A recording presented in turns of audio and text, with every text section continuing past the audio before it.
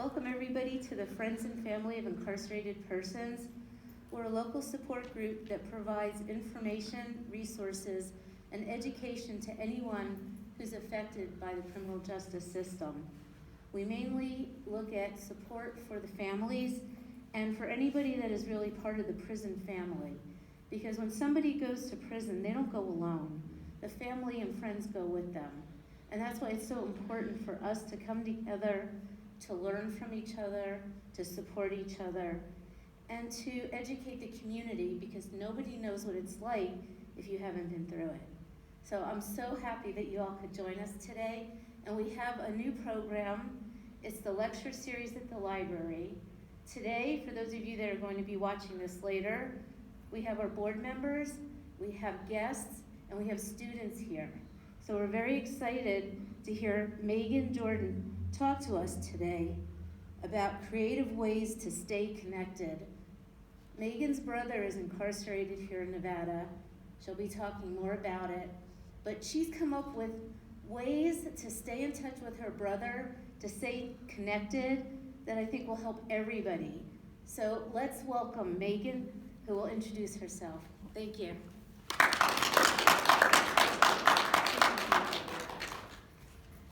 Thank you so much, Julia, and I am just so appreciative of being a part of the Family and Friends of Incarcerated Persons.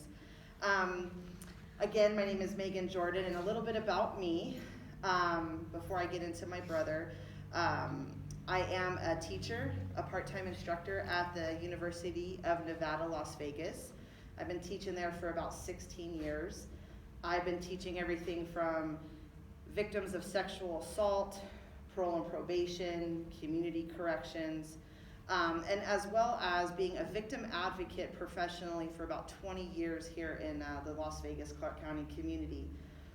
My main focus has always been victims of anything, right? So we have the whole gamut: domestic violence, survivors of sexual assault, but mainly focusing actually the last 15 years on survivors of human trafficking.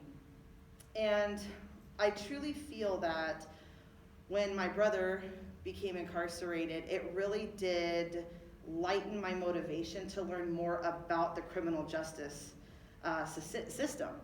I think that while my family and I were learning in the courtroom what was going on, the legal jargon was so outside of our scope of education that we were confused, as well as my brother being confused. So it motivated me to get involved. I ended up getting my bachelor's as well as my master's degree at UNLV in the criminal justice department. But I always like to kind of refer to my students and think of why.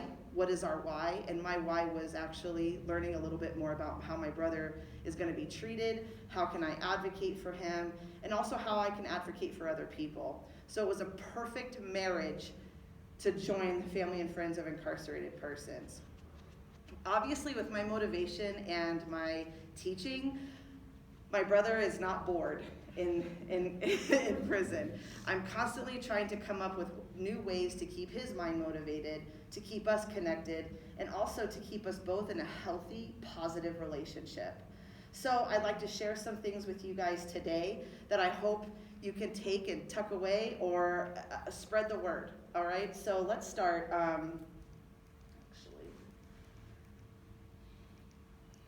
So some of the ways that I'm going to touch on today are through phone, through mail, using the internet, as well as physical connection.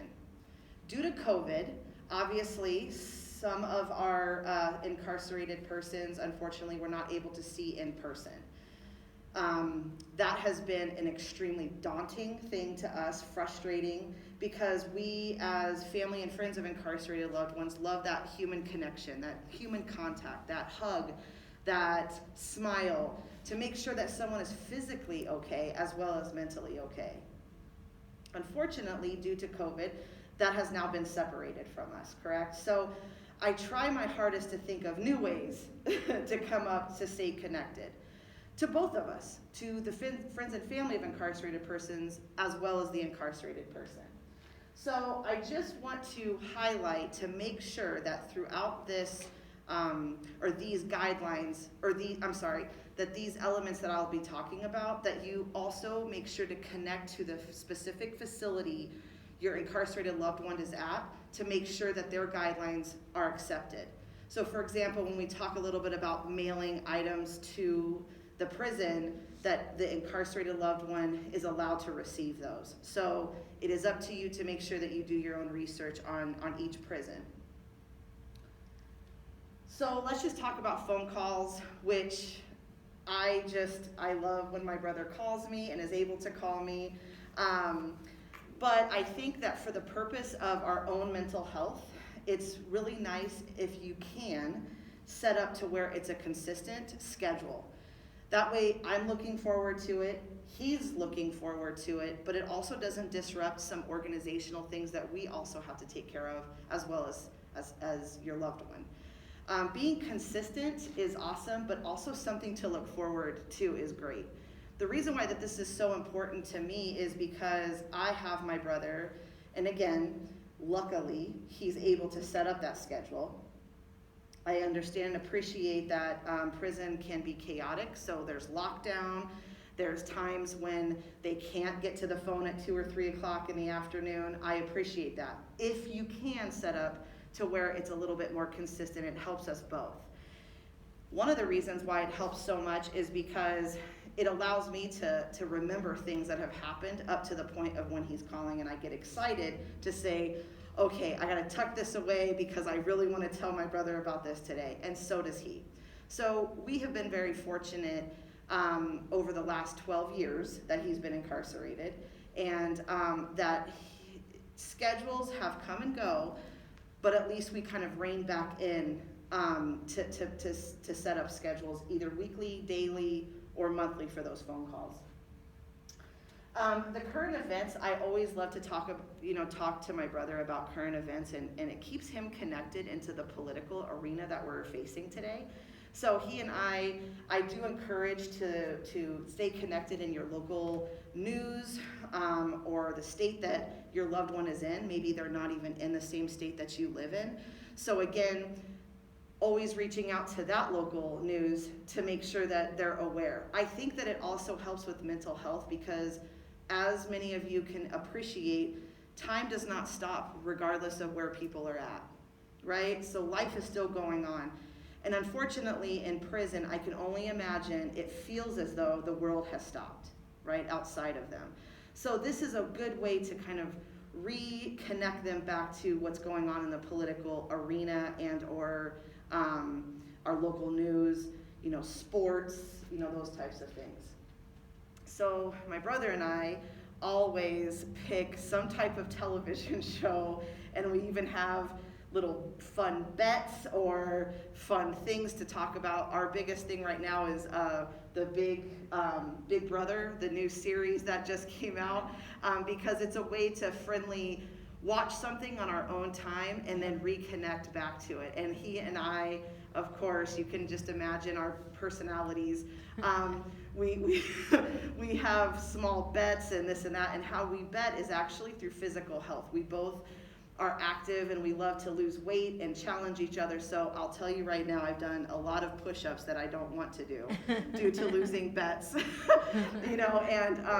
and he does his physical activity as well. So again, it's staying connected, but also utilizing some physical health in that as well. So TV shows, we also recently get to watch, and again, for those of you who have incarcerated loved ones without television, hopefully even in the center, their pod, we call them the pods area, where it's like the community grounds. Usually there's a television or two, so again, we have to be cognizant if your family or loved one does not have a television inside of their cell. So again, we're very fortunate that my brother does have one inside of his cell.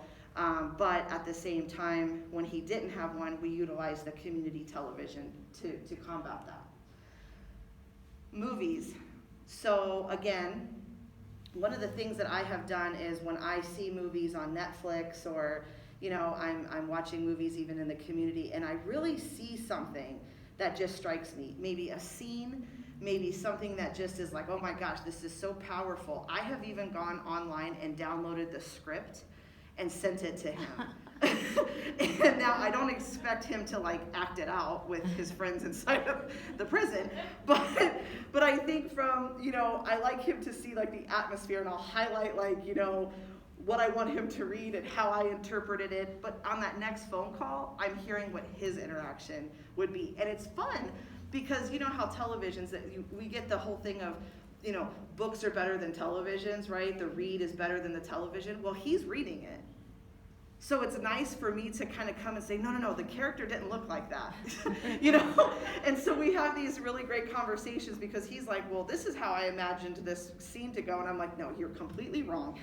It was on a cruise ship. And he was like, what? So again, I think that that has also been a fun thing for us to kind of do, and also him connecting to the outside world of, okay, he now has, of course, a huge list of movies that he just wants to see. And I'm able to create that for him when he gets home. Now, this has been I think the funnest for me. And I have this trapped kindergarten teacher inside of me that I just want to love and nurture. So mail has been an extremely fun thing for the last 12 years, and I'm looking forward to it for the next several years that my brother's incarcerated to do. So during COVID, let me give you an example of how we utilize mail. Obviously, yes, mail back and forth to each other, right? Everyone is aware of that. Now that we're in the internet's realm, where we don't really mail each other letters, right? We email or we text, correct? Unfortunately, people incarcerated don't have that luxury. So to kind of get into your nice stationery, and having it and making it a fun thing, especially those of you who have children that have incarcerated parents, this is a really fun idea to download different types of stationery and things like that.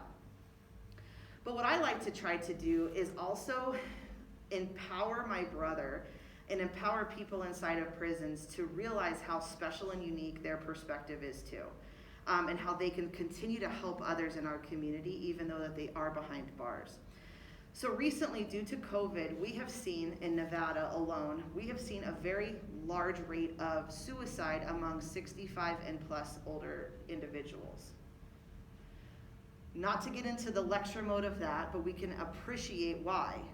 More isolation, people who are retired and they used to go to their local Starbucks or going over to their family's house, now they can't.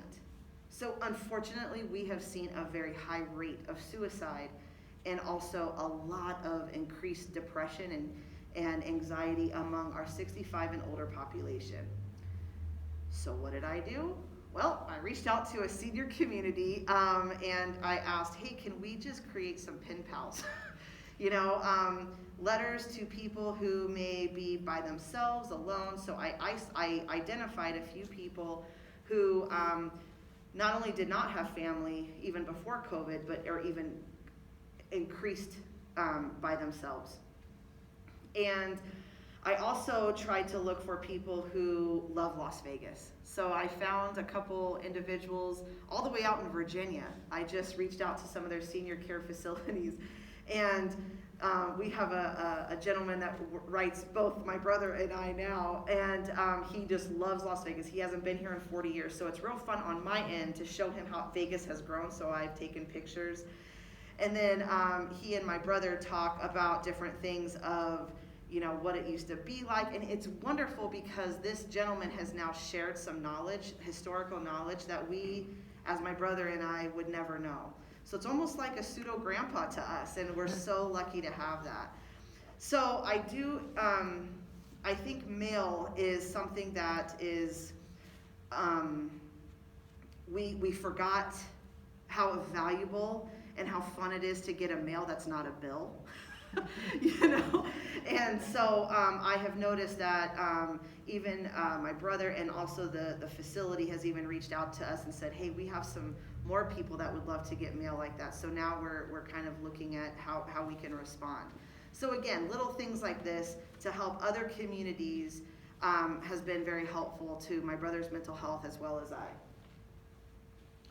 Sending pictures, keeping my brother connected. I've done some upgrades on my house and my yard and flowers and everything like that. So I want him to have the flowers in his room. And since he can't have flowers in his cell, he gets the pictures and cuts them out and acts like he has his own garden, right? So we do a lot of that. And then ultimately jokes. How many of us see something online that we just completely crack up about and just die laughing? So I send those jokes and things like that to him. So the physical thing, obviously, I was telling you guys before, due to COVID, our lack of being able to be in person. And I will tell you, I have never gone in 12 years more than 2 weeks of not seeing my brother in person. I am a dedicated person to go see him. He is a mentor of mine, and he and I are extremely viciously close, right? It's been hard on both of us, not just him, but also myself too, and my mental health.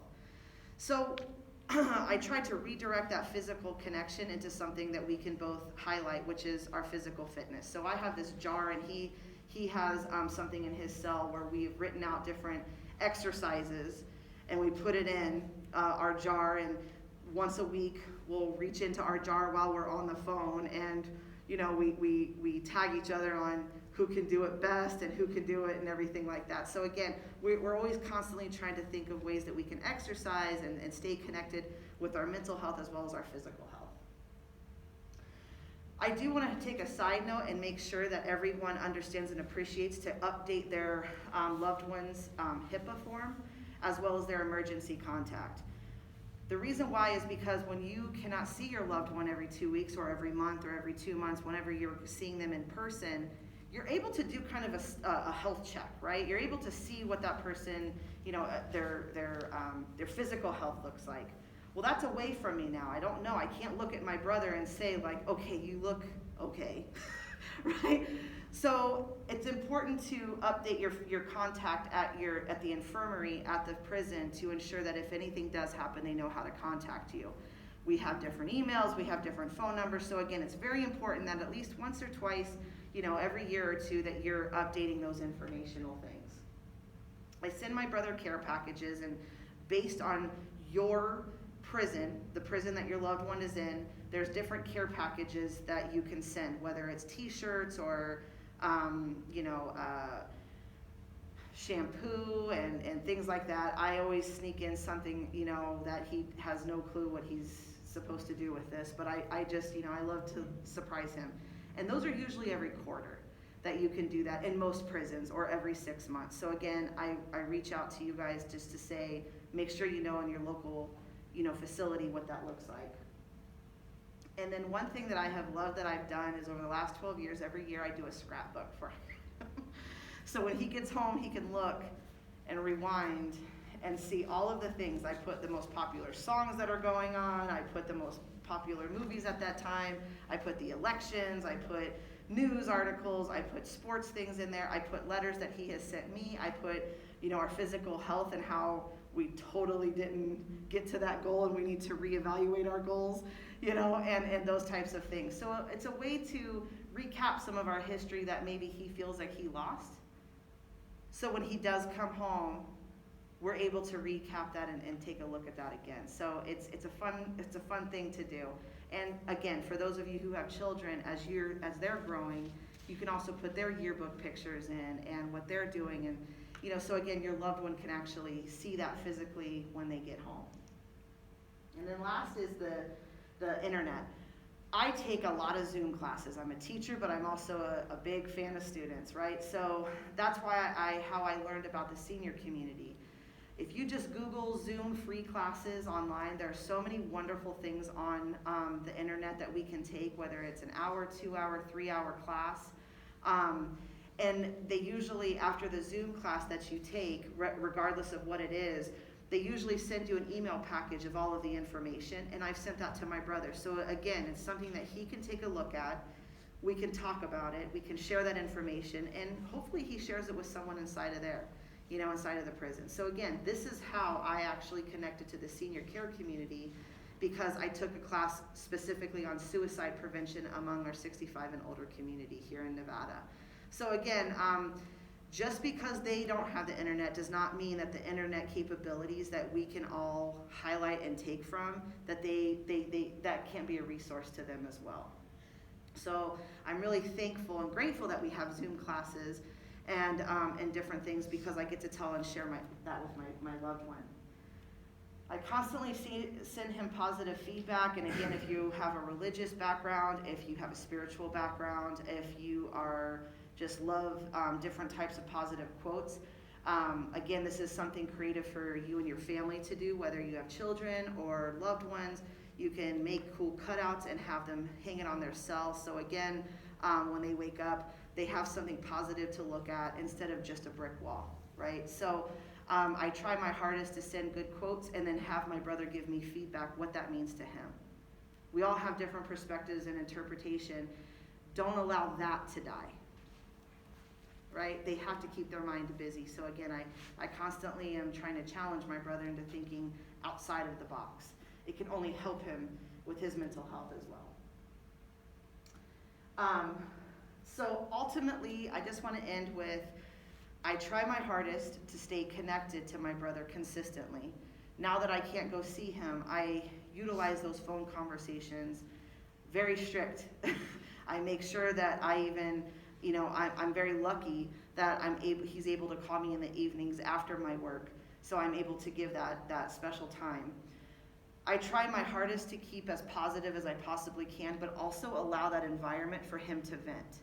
I've never been in prison or incarcerated, so I can't imagine what he's going through. So as much as I'm going through things out here, I want him to know that he has a safe space to vent to me about of things that he's going through as well, and we can connect in that way. I try my hardest to also talk about future. Now, it could be daunting, obviously, when you have someone incarcerated that has a very long sentence. So, the 18 to 40 years that my brother has been incarcerated, sentenced to, 12 years ago seemed forever, but now it's not. So I'm so glad that I utilized those 12 years for the next 6 years, for the next 10 years. So I do try to stay very positive and tell him what it's going to look like when he gets home.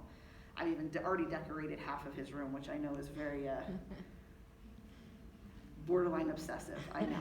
But I have the capabilities of doing that. My mom passed away not too long ago, so I'm able to utilize some of her arts and crafts into something, take pictures and send it to him and say, look, do you remember this when you were 10 years old? You're going to have this in your room. Right? So a future conversation has always been very helpful, and his mind too, to think about that kind of stuff. And last but not least is consistency. In any type of advocacy, consistency is key. People have such abandonment issues, and I can't even imagine being incarcerated, that slowly your family starts to drift away. It's out of sight, out of mind. It's easy to forget those people that are not in our faces constantly or able to email or connect to us. So consistency is key. Even if you can only dedicate maybe one phone call a month, one phone call a week, something like that, please stay consistent, because on the back end, they're also looking forward to that one phone call a month, right?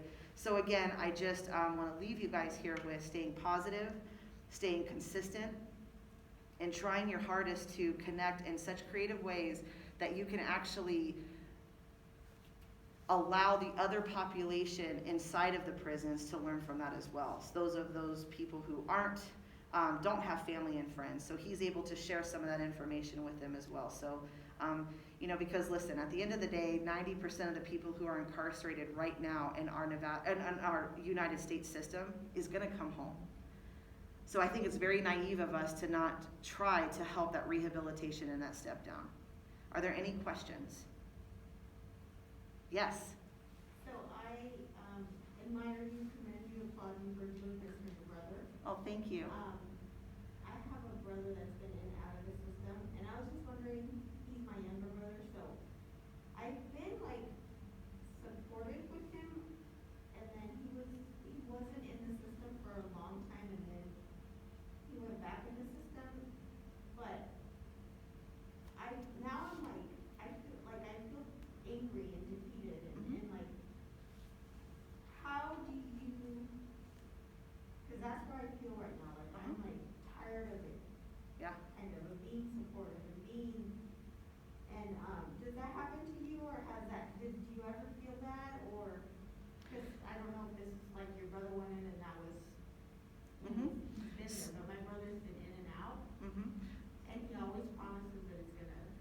change. And I know it's hard because he has a drug problem, Mhm. and that's been what he's been in there for. But it's like, this last time, like, he was doing so good for such a long time, and then he went back in, and it's like, you're kind of just like, yeah, I want to do all that. He's not in there now, but, like, if this ever happens, or I wasn't, as supportive as you were, because I felt like I was mad at him, and I felt, that kind of stuff. But I can see how beneficial all this is. Well, But first, yeah. I want to recognize, don't compare both of us. Don't do that to yourself. You are supportive. You're a very supportive sister. You're here today, learning. Yeah. You're getting your criminal justice degree. You're a student. You're learning.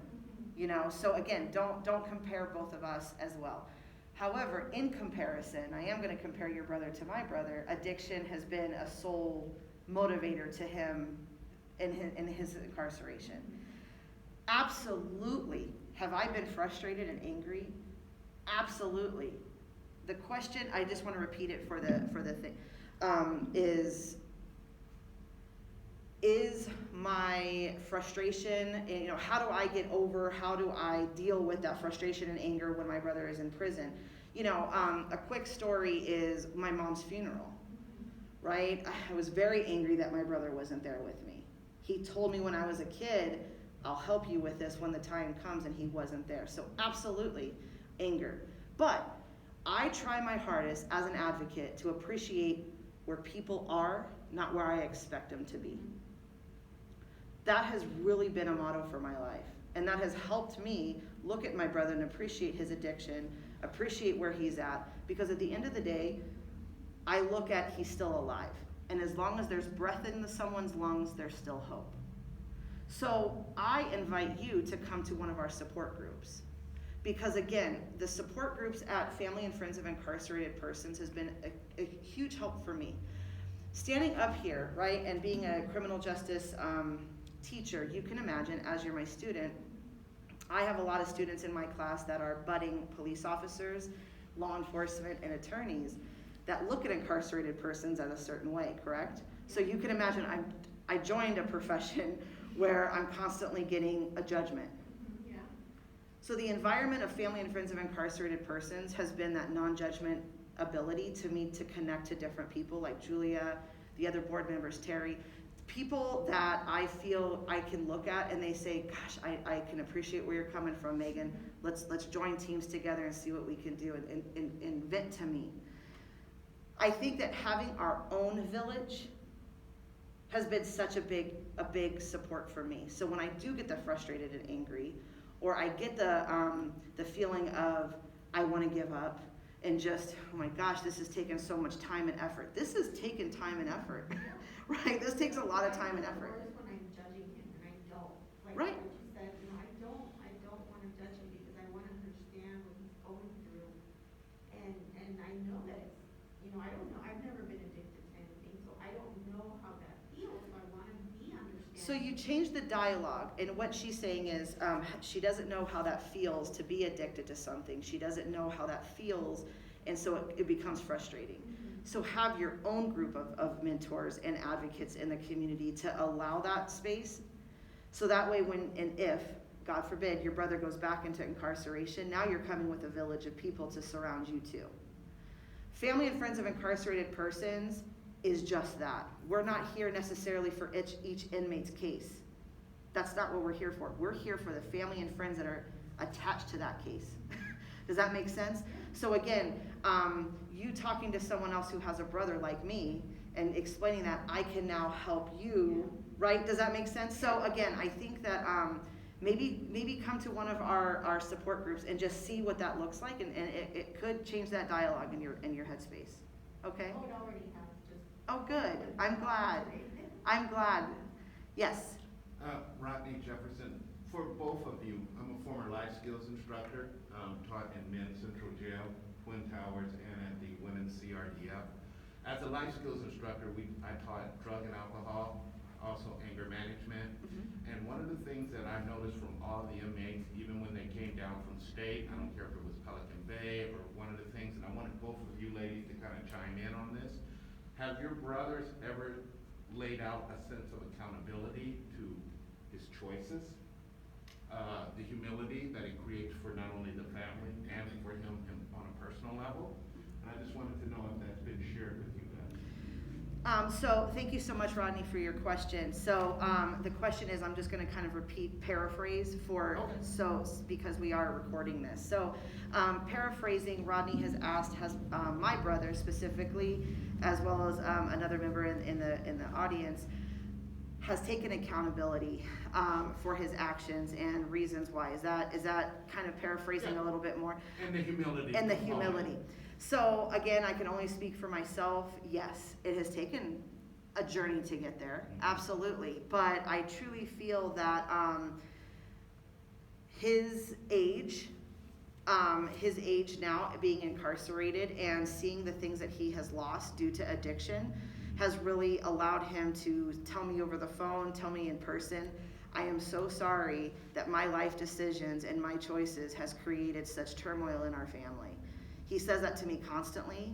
He writes me wonderful letters of appreciation for me staying by him, because I think also him not seeing other family members as loyal and you know, yes, exactly. So he has now become a mentor inside of incarceration due to this arena. So not in the beginning, Rodney.